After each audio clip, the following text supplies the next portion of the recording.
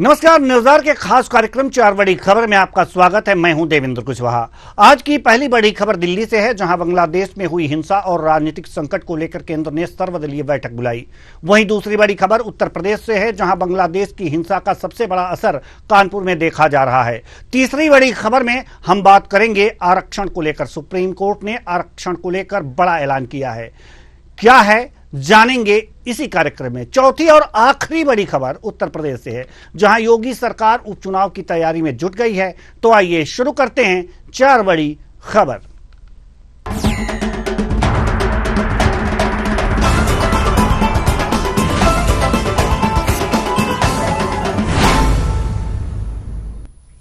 बांग्लादेश में हिंसा और राजनीतिक संकट के बीच केंद्र सरकार ने संसद भवन में सर्वदलीय बैठक की।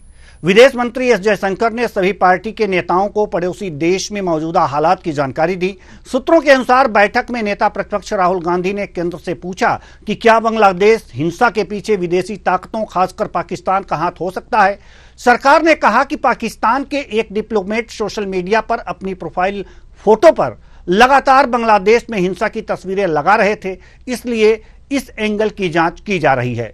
बैठक में रक्षा मंत्री, गृह मंत्री शाह, संसदीय कार्य मंत्री रिजिजू, केंद्रीय मंत्री राजीव रंजन उर्फ ललन सिंह, कांग्रेस अध्यक्ष मल्लिकार्जुन खड़गे समेत कई दलों के नेता शामिल हुए। बता दें कि बांग्लादेश में आरक्षण को लेकर 2 महीने से जारी विरोध प्रदर्शन के बीच जमकर हिंसा हुई है। इसके बाद शेख हसीना ने प्रधानमंत्री पद से इस्तीफा दे दिया और देश छोड़कर भारत आ गईं। वे अभी गाजियाबाद के हिंडन एयरवेज के सेफ हाउस में हैं। वे लंदन या फिनलैंड जा सकती हैं। इस खबर पर ज्यादा जानकारी के साथ हमारे राजनीतिक विश्लेषक डॉक्टर आलोक सोती हमारे साथ जुड़े हुए हैं। बहुत बहुत स्वागत है आपका हमारे इस कार्यक्रम में। जैसा कि बांग्लादेश में राजनीतिक संकट चल रहे हैं, प्रधानमंत्री शेख हसीना त्यागपत्र देकर भारत के एयरवेज के सेफ हाउस में हैं और इसको लेकर के आज सर्वदलीय बैठक हुई है। राहुल गांधी का यह सवाल कि क्या हिंसा के पीछे विदेशी हाथ है, पाकिस्तान का हाथ हो सकता है, वास्तव में क्या लगता है कि इस प्रश्न में कितना दम है? जी हाँ, राहुल गांधी को भी जो है बहुत चिंता है और उन्होंने बहुत सही सवाल पूछा। और जाहिर सी बात है कि आपने देखा, जैसा बताया गया कि मात्र 3000 वैकेंसीज होती हैं, मात्र 40,000 बच्चा उसमें अपियर होता है। उसके लिए एक तख्ता पलट होना जो कि संभव नहीं लगता है। इसलिए साफ नजर आ रहा है कि यहाँ पे जो विदेशी ताकतें हैं उनका जोर है। विशेषकर राहुल जी ने पूछा कि पाकिस्तान का इसमें हाथ हो सकता है, तो बिल्कुल वाजिब जवाब जो है डॉक्टर एस शंकर जी ने दिया है कि हाँ, एक बड़े डिप्लोमेट हैं जो हमेशा जो है पल पल की खबरें रखें और उसको अपने सोशल मीडिया अकाउंट पे पोस्ट भी कर रहे हैं। हालांकि बातें तो सबको सब मालूम होती हैं, लेकिन चूंकि आप देखते हैं डिप्लोमेसी में केवल उतना ही बताया जाता जितना आवश्यकता होती है। आपने देखा कि सदन के दोनों सदनों में बहुत ही नपा-तुला बयान डॉक्टर एस जयशंकर का था और साथ में सर्वदलीय बैठक में भी केवल उतनी ही बात बताई कि संकट में है, निगाह रखे हुए हैं और जो भी सवाल पूछा विपक्ष के द्वारा उसका जो है बिल्कुल निष्पक्ष रूप से बहुत ही संतुलित जवाब दिया गया। आखिर इस हिंसा के पीछे, इस तख्तापलट के पीछे अगर विदेशी हाथ है तो ये पाकिस्तान के अलावा अन्य कौन कौन से देश इसमें शामिल हो सकते हैं, किनका हाथ हो सकता है और उन्हें लाभ क्या होगा? देखिए, इसमें पाकिस्तान के अलावा 2 देश जिनका नाम आ रहा है वो है यूएसए, क्योंकि यूएसए ने अपना एक एयर स्ट्रिप मांगा था, उन्होंने देने से मना कर दिया क्योंकि उनके यूएस को ना सुनने की आदत नहीं है। उनके पास जो है पाकिस्तान के अंदर उनके पास अपनी पूरी एयर स्ट्रिप है जिससे वो अफगानिस्तान में ऑपरेशंस करते थे। वैसा ही कुछ चाहते थे ईस्ट पाकिस्तान जो अब 1971 में बांग्लादेश बन चुका है। तो आप जानते हैं कि जिस तरीके से शेख हसीना जो थी उनका पूरा जो था भारत की तरफ झुकाव था, हमारे पड़ोसी की तरफ था, क्योंकि उनके वालिद ने जो था देश की आजादी लड़ी थी और उसमें भारत ने, आपने देखा था कितना बलिदान देकर 1971 में उनको एक देश बना के दिया। तो जाहिर सी बात है उनकी रॉयल्टी भारत की तरफ थी और आज भी उन्होंने जो है सबसे पहले मदद का हाथ भारत की तरफ मांगा और भारत ने देखिए पूरा उनका साथ दिया और एक सेफ हाउस में इस समय सुरक्षित है, कोई ऐसी बात नहीं है। दूसरी जो है चाइनीज की है, क्योंकि आपने देखा था जिस तरीके से इंडिया के त्रस्ता रिवर पे आ गए हैं और रेलवे लाइन जा रही है, क्योंकि आप देखते हैं कि चिकन नेक जो है वो बहुत ही छोटा सा है, अगर किसी मुसीबत का समय आ सकता है तो हम लोग सीधे जो है बांग्लादेश से पार करते हुए नॉर्थ ईस्ट में जा सकते थे। तो एक पूरा एक बड़ा ट्रेन का प्रोजेक्ट चल रहा है जो कि भारत से शुरू होगी, बांग्लादेश को पार करती हुई नॉर्थ ईस्ट में पहुंच जाएगी।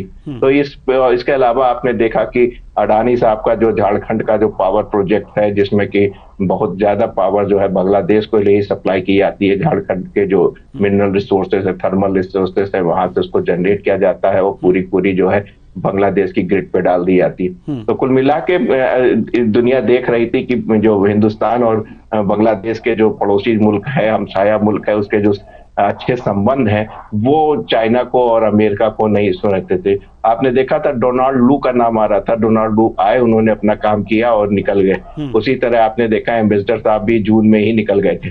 तो कुल मिला के जो है इस तरीके से साफ नजर आ रहा था। अगर आप पृष्ठभूमि पे भी जाए तो 1971 में जब ये बना था, पाकिस्तान से अलग हुआ था, तो उस समय ऐसा नहीं था कि 100% लोग जो है वो बांग्लादेशी चाहते थे। कुछ तो जमात इस्लामिक के लोग थे जो पाकिस्तान के फेवर में भी थे, ऐसा नहीं था कि 100% है, क्योंकि उस समय उनकी संख्या कम हो गई थी, भाषा के आधार पे था, उर्दू उन पे लादी जा रही थी और इन्होंने कहा नहीं, हमारी तो मातृभाषा बंगला है, हमारी संस्कृति बंगला है, हमने इस्लाम धर्म को मान लिया, वो बात अलग है, लेकिन हम अपनी भाषा अपनी संस्कृति को नहीं छोड़ सकते, हम उर्दू को नहीं एक्सेप्ट करेंगे। ये उनका उस समय का मुख्य कारण रहा था और ये हुआ था। लेकिन अब धीरे धीरे समय बीतता चला गया। आपने देखा 25 साल, वो 25 साल, ये 50 साल के बाद जमात इस्लामिक जो है वहां पे काफी स्ट्रांग हो गया, और जिसको कि पैसे से मदद की गई चाइना और यूएस के द्वारा, और बाकी काम पाकिस्तान की आईएसआई ने करा, जिसकी वजह से आज जो पॉलिटिकल इंस्टेबिलिटी जो बांग्लादेश में दिखाई पड़ रही है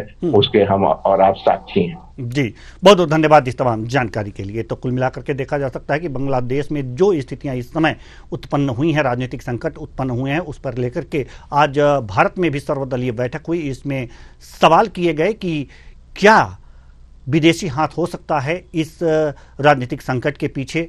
उस पर जो जवाब आया डिप्लोमेट की तरह ही आया, और वास्तव में इस पर जो जानकारी हमारे राजनीतिक विश्लेषक महोदय ने दी, वास्तव में बहुत अच्छी जानकारी दी, और विदेशी परिदृश्य और भारत के परिदृश्य को देखते हुए यह जानकारी दी। बहुत बहुत धन्यवाद डॉक्टर आलोक सोती इस तमाम जानकारी के लिए। रुक करते हैं दूसरी बड़ी खबर की ओर। बांग्लादेश में तख्तापलट का सीधा असर देश प्रदेश ही नहीं बल्कि जिलों में भी पड़ रहा है। कानपुर के 150 करोड़ के ऑर्डर रोक दिए गए हैं। यह ऑर्डर शहर के उद्यमियों ने पड़ोसी देश को भेजे थे। सालाना 500 करोड़ रुपए से ज्यादा के कारोबार पर संकट के बादल मंडरा रहे हैं। इसे लेकर उद्यमी ही नहीं बल्कि आर्थिक विशेषज्ञ भी सकते में हैं। माना जा रहा है कि मौजूदा हालात से सालों पुराने व्यापारिक संबंधों का ढांचा पूरी तरह से बदल जाएगा। काउंसिल फॉर लेदर एक्सपोर्ट के पूर्व चेयरमैन मुख्तारुल अमीन ने बताया है कि बांग्लादेश से कानपुर के व्यापारिक संबंध हैं। यातायात और निर्यात दोनों होने से इसका महत्व है। लेदर के अलावा कई सेक्टर पड़ोसी देश से जुड़े हुए हैं। सेना का शासन होने से आगे क्या हालात होंगे यह तो समय बताएगा। तो इस खबर पर ज्यादा जानकारी के साथ हमारे कानपुर संवाददाता प्रांजुल मिश्रा हमारे साथ जुड़ चुके हैं। जी प्रांजुल, बांग्लादेश में राजनीतिक संकट, तख्तापलट और इसका असर कानपुर में, क्या क्या वहां पर निर्यात होता था जो कि अब इस समय रुका हुआ है? देवेंद्र जी, आपको बताना चाहूंगा इस वक्त जहां हम खड़े हैं, आप पीछे देख सकते हैं, ये वो रेलवे का यार्ड है जहां से आयात और निर्यात दोनों हुआ करता था। चूंकि कानपुर को औद्योगिक नगरी के नाम से जानते हैं और कानपुर में एक उद्योग का बड़ा साधन है, जहां पर कानपुर के करीब 1 दर्जन से ज्यादा व्यापारी कुछ ऐसे थे जो वहां पर फैक्ट्री लगाए हुए थे। अब ऐसे में यहां से करीब 150 करोड़ का माल रास्ते में ही फंस गया है। चूंकि वहां पर जब संकट छा गए तो कहीं ना कहीं अब व्यापारियों के मन में एक डर आ गया कि कहीं ना कहीं हमारा जो माल है और हमारा जो पैसा है वो कहीं फंस ना जाए। और 1 दर्जन व्यापारी वहां पर फैक्ट्री भी लगाए हुए हैं। अब क्योंकि सेना के हाथ में शासन है और सेना ही सब कुछ टैकल कर रहा है। ऐसे में एक बड़ा सवाल ये उठता है कि जो व्यापारियों को जो माल फंस गया है, कुछ व्यापारियों ने तो बीमा करा लिया था तो उन्हें तो संकट नहीं है, लेकिन जिन्होंने उधारी भेजी थी और जिन्होंने कैश माल भेजा था उनका पेमेंट और उनकी उधारी आखिर कौन चुकता करेगा, क्योंकि पड़ोसी देश से आयात और निर्यात चलता रहता है। कानपुर चूंकि उद्योगों के लिए जाना जाता है, चमड़ा हो, चीनी हो, चाहे यहाँ से प्लास्टिक हो, सोडा हो, कई ऐसे तो व्यापारियों का अब रुख क्या है? व्यापारी अब चूंकि आयात निर्यात दोनों ही बंद हो गया है, मंगाना और भेजना दोनों बंद हो गया है, तो ऐसे में अब व्यापारी का रुख क्या है, क्या सोच रहे हैं? देवेंद्र जी, आपको बताना चाहूंगा, व्यापारी कहीं ना कहीं अब सकते में आ गए हैं और उन्होंने अपने व्यापार को रोक दिया है और बेहद परेशान नजर आ रहे हैं और व्यापारी कुछ भी कहने से पीछे हट रहे हैं, क्योंकि सीधा असर उनके व्यापार पर पड़ा है। क्योंकि आरक्षण को लेकर जिस तरह से छात्रों ने वहां पर हंगामा काटा था, शेख हसीना दिल्ली चली आई थी, सेना ने उनको समय दिया था। प्रांजुल, क्या व्यापारियों ने सरकार से संपर्क साधा, इस पर बातचीत करने की कोशिश की कि जो माल यहाँ पर पेंडिंग पड़ा हुआ है उसका वो क्या करें, कहां भेजें, कैसे खपाएं? आपको बताना चाहूंगा देवेंद्र जी, व्यापारी अपने माल को लेकर के बेहद परेशान नजर आ रहे हैं। कई लोगों ने जो यहाँ के सांसद हो, चाहे सरकार में मंत्री हो या फिर गृह मंत्रालय तक दौड़ लगाना शुरू कर दी है, क्योंकि कल ही ये मुद्दा निकलकर सामने आया। पहले तो सुचारू रूप से सब कुछ चल रहा था। इस वक्त हम जिस स्थान पर खड़े, इसके पीछे रेलवे का यार्ड है, हवाई माध्यम हो चाहे रेल माध्यम हो, सबसे आयात निर्यात हुआ करता था। व्यापारियों का मन में डर आ गया है कि हमारा जो पैसा फंस गया है वो कैसे निकलेगा। राजनीतिक पार्टियों के चौकों पर दस्तक दे रहे हैं व्यापारी और अपने जो नुकसान है उसकी भरपाई के लिए कहीं ना कहीं हाथ पैर चला रहे हैं। अब देखने वाली बात होगी कि व्यापारी आखिर क्या कुछ कर पाते हैं। जी प्रांजुल, एक सवाल और हम आपसे करना चाहेंगे कि वो कौन कौन से सामान है जो बांग्लादेश भेजे जाते हैं और अब रुक गए हैं? आपको बताना चाहूंगा कि कानपुर को औद्योगिक नगरी कहा जाता है और उद्योग यहाँ पर चरम पर है। और यहाँ पर अगर हम बात लेबर डिपार्टमेंट की करें तो श्रम विभाग का जो मुख्यालय है यूपी का, वो भी कानपुर में ही बना हुआ है। श्रम आयुक्त, अपर श्रम आयुक्त से लगा करके सारे बड़े अधिकारी यहीं पर बैठते हैं। कानपुर से चीनी, प्लास्टिक, सोडा, कपड़ा, तमाम ऐसी वो चीजें जो कानपुर से जाती थी, क्योंकि कानपुर में कई मिलें भी लगी हुई थी। तो ऐसे में सवाल ये उठता है कि आखिर जो व्यापारियों को जो पैसा फंस गया है, जिन व्यापारियों ने बीमा नहीं कराया था, जिस माल को रास्ते में रोक दिया गया है, उसकी भरपाई कैसे हो पाएगी? जी देवेंद्र जी, बिल्कुल कैसे हो पाएगी जिनका जो माल रास्ते में रोक दिया गया है। सवाल यह है कि अब व्यापार को भी एक तरह से कहा जा सकता है कि कानपुर जो औद्योगिक नगरी है, उस औद्योगिक नगरी में भी जो व्यापारी हैं वो इस समय सकते में हैं। बहुत बहुत धन्यवाद इस तमाम जानकारी के लिए। सरकार को इस तरफ कदम उठाने चाहिए और देखना चाहिए कि जो उनके माल हैं वो अन्य बाजारों में कैसे खपाए जाएं। फिलहाल अब रुख करते हैं तीसरी बड़ी खबर की ओर। सुप्रीम कोर्ट ने आरक्षण पर एक बड़ा फैसला दिया है। इसमें कहा है कि राज्य जो हमारे देश में है वे आरक्षण के अंदर भी कोटा दे सकते हैं, यानी जो SC/ST के लिए आरक्षण है उसमें सब कैटेगरी बनाई जा सकती है, उसके अंदर कोटा निर्धारित किया जा सकता है। इसे लेकर सियासत गर्मा गई है। 21 अगस्त को कई सारे संगठनों ने भारत बंद का ऐलान भी किया है। बिहार में आरक्षण और सुप्रीम कोर्ट के फैसले के बाद NDA में भी सियासी घमासान मच गया है। केंद्रीय मंत्री चिराग पासवान विरोध कर रहे हैं, तो वहीं केंद्रीय मंत्री जीतन राम मांझी कोर्ट के फैसले का स्वागत और समर्थन करते नजर आ रहे हैं। चिराग पासवान की ओर से आरक्षण के मसले पर सुप्रीम कोर्ट में पुनर्विचार याचिका को दायर किए जाने की घोषणा की गई है। इस पर जीतन राम मांझी ने उन पर हमला करते हुए कहा है कि ये स्वार्थी हैं। पिछले 76 साल से केवल 4 जातियों को ही SC आरक्षण का लाभ मिलता रहा है। मांझी ने कहा कि जो बढ़ा है क्या वही और भी आगे बढ़ता रहेगा? इस मामले में सुप्रीम कोर्ट के फैसले का हम स्वागत करते हैं। इस खबर पर ज्यादा जानकारी के साथ हमारे वरिष्ठ पत्रकार AL द्विवेदी हमारे साथ जुड़ गए हैं। कोटे में कोटा, का मामला, जहां पर अब एनडीए में ही घमासान है। जीतन राम मांझी और चिराग पासवान कह रहे हैं कि ये विरोध में है और जीतन राम मांझी कह रहे हैं कि ये कोर्ट का फैसला सही है। ऐसे में क्या इस बात को लेकर के एनडीए में घमासान कुछ आगे बढ़ेगा और क्या आपको लगता है कि ये बहुत ज्यादा आगे जाएगा? देखिए, निश्चित तौर पर कहीं ना कहीं सुप्रीम कोर्ट का ये जो फैसला आया हुआ है और उसमें विभिन्न राजनीतिक दल अपने अपने कयास लगा रहे हैं। कहीं ना कहीं देखिए, एनडीए की जो सरकार बनी है वह कई घटक दल को मिल करके वह सरकार बनी हुई है। तो कहीं ना कहीं अगर सरकार चला रहा है तो सब राजनीतिक मतभेद जो है उनको दूर करना पड़ेगा।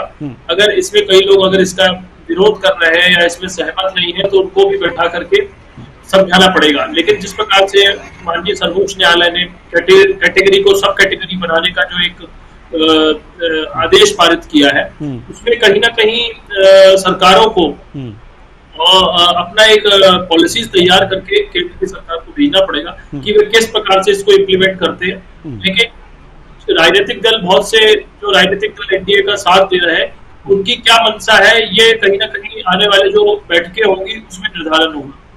जी, ये बैठकों में निर्धारित तो होगा, लेकिन सवाल यहाँ पर यह है कि अगर चिराग पासवान अभी तो कह रहे हैं कि हम पुनर्विचार याचिका दायर करेंगे, लेकिन अगर जो ये दायर कर देते हैं तो ये मामला आगे जा सकता है। फिर इसका समाधान किस तरह से एनडीए के जो और बड़े लोग हैं संगठन में वो कैसे करेंगे?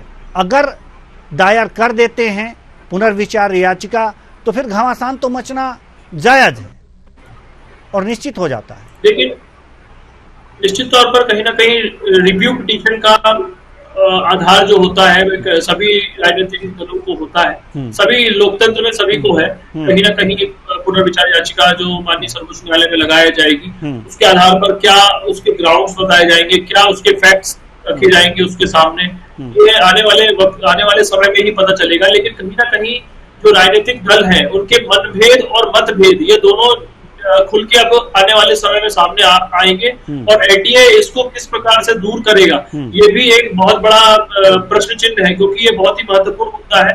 आने वाले समय में राजनीतिक दलों को वो कैसे साथ लेकर चलेगा, इसमें कैसे उससे सहमति बनाएगा, इसमें कहीं ना कहीं विभिन्न प्रकार के कयास लगाए जा रहे हैं।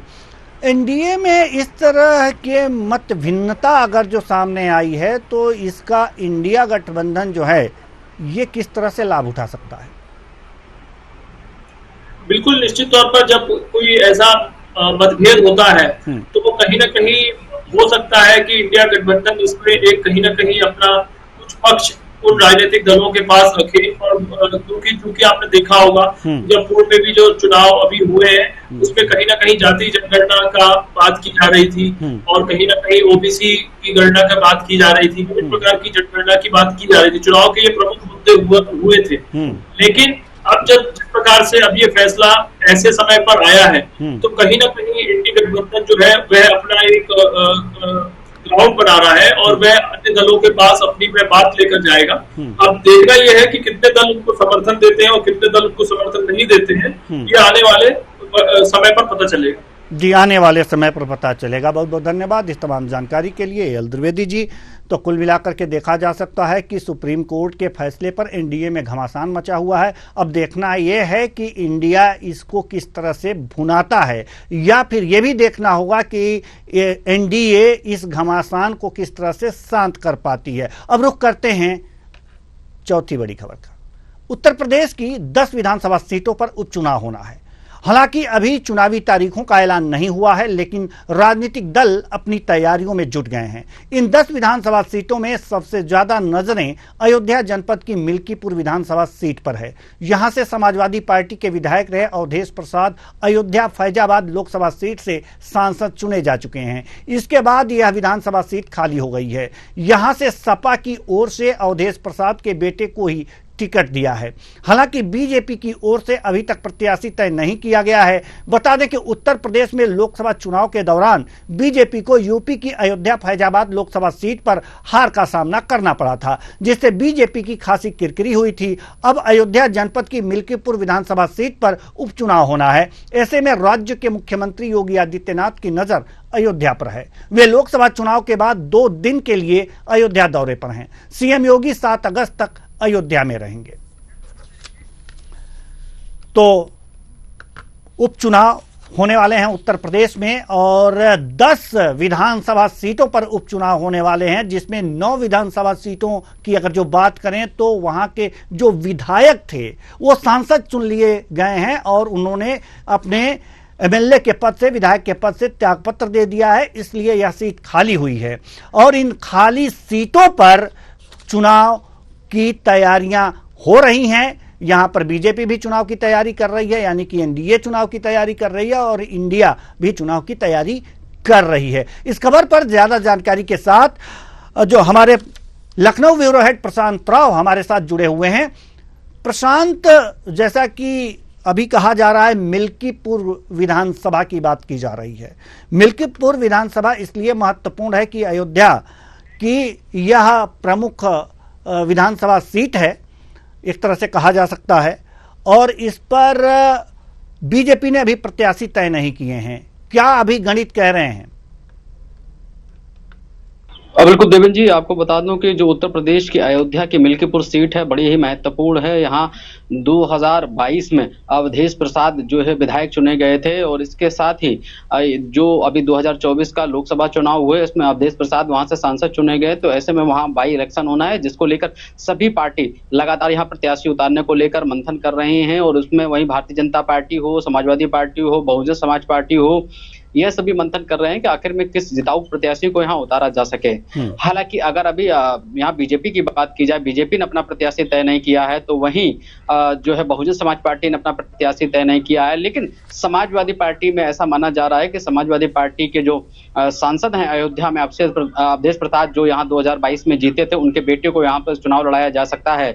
इसके साथ भी और भी संभावनाएं ढूंढी जा रही हैं कि इसके साथ परिवारवाद का आरोप ना लगे, तो यह भी महत्वपूर्ण है समाजवादी पार्टी के लिए। ऐसे में और जो जिले का समीकरण है वह भी बना रहे, इसको लेकर जो है समाजवादी पार्टी चिंतित है। लेकिन क्योंकि जीतना है सीट, ऐसे में खास ध्यान यही रखेगी कि संपत्ति बस बोर्ड जो है अवधेश प्रसाद के बेटे को मिले, इसीलिए समाजवादी पार्टी में जो उनका नाम सबसे आगे चल रहा है। लेकिन एक बात और यहाँ महत्वपूर्ण, इंडिया गठबंधन में समाजवादी पार्टी शामिल है, लेकिन इंडिया गठबंधन को कितनी सीटें मिलेंगी, 10 जो यहाँ उप विधानसभा चुनाव होने हैं, यह भी तय नहीं हो पाया है। प्रत्याशियों के नाम को लेकर दोनों तरफ जो है मंथन चल रहा है। कांग्रेस भी मंथन कर रही है और उसके साथ ही समाजवादी पार्टी भी मंथन कर रही है। लेकिन बहुजन समाज पार्टी और यहाँ पर बीजेपी के भी प्रत्याशी तय नहीं है।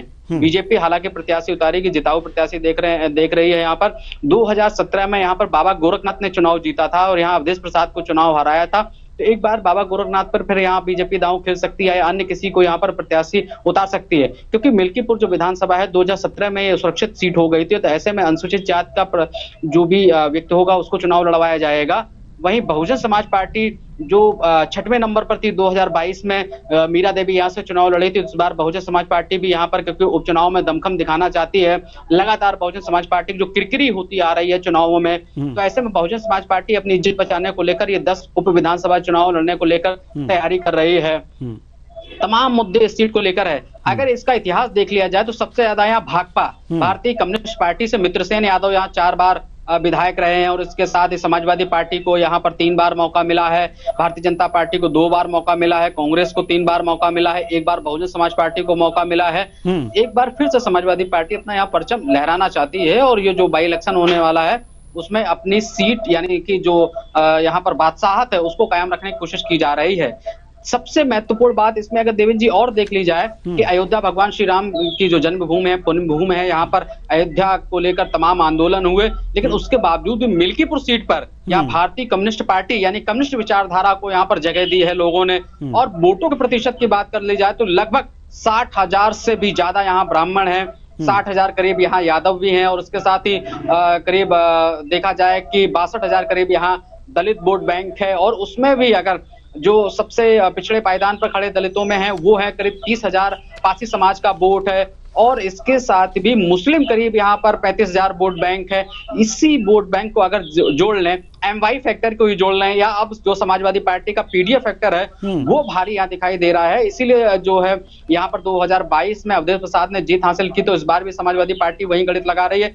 साथ ही साथ देखा जाए कि जिस तरीके से यहाँ सबसे पहले पायदान पर यहाँ ब्राह्मण वोट बैंक है, करीब यहाँ 60 से 65 हजार की संख्या है, और इसके साथ ही जो यहाँ 30,000 करीब जो वैश्य वोट गिना जा रहा है, और अन्य वोटों को मिलाकर भारतीय जनता पार्टी भी अपना गणित यहाँ सीधा करने में जुटी हुई है। करीब 1,15,000 से ज्यादा वोट बैंक जो है भारतीय जनता पार्टी भी देख रही है। उसी के लमसम जो है यहाँ पर जो PDA का फार्मूला समाजवादी पार्टी का है वो भी दिखाई दे रहा है। वहीं बहुजन समाज पार्टी भी इस जो 60,000 वोट है दलित वोट बैंक है, और इसके साथ ही उसमें से अलग को गिनती की गई थी, करीब 30,000 पारसी समाज का वोट बैंक है, उसको भी जोड़ रही 90,000 वोट बैंक। इसके साथ ही सवर्ण और अति पिछड़े लोगों को भी बहुजन समाज पार्टी जीतकर, तो सभी का जो आंकड़ा है 1 लाख से ऊपर का है। लेकिन देखते हैं कि आखिर में जो बाई इलेक्शन होगा किसको जीत मिलेगी। जी बहुत बहुत धन्यवाद इस तमाम जानकारी के लिए प्रशांत राव। तो कुल मिलाकर के देखा जा सकता है कि जो उत्तर प्रदेश में 10 विधानसभाओं में उपचुनाव होने हैं उसमें मिल्कीपुर का विशेष महत्व है, और इस विधानसभा में क्या स्थितियां बन पड़ रही हैं इस पर तमाम जानकारी दे रहे थे हमारे लखनऊ ब्यूरो हेड प्रशांत राव। तो फिलहाल 4 बड़ी खबरों में आज के लिए बस इतना ही। मुझे दीजिए इजाजत, नमस्कार।